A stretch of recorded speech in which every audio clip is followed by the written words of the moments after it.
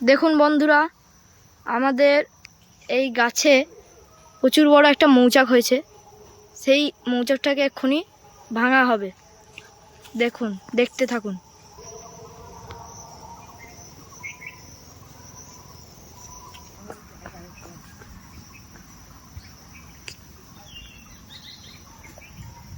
মৌচাক ভেঙে এক্ষুনি মধু সংগ্রহ করা হবে সুন্দরবনের মতো।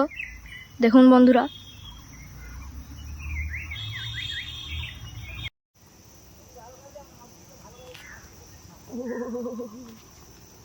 ওর ভিতরে কি আছে?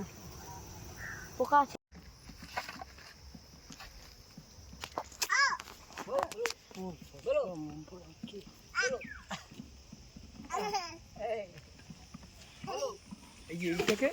এটাকে গলালেই মোম বেরিয়ে যাবে নাকি?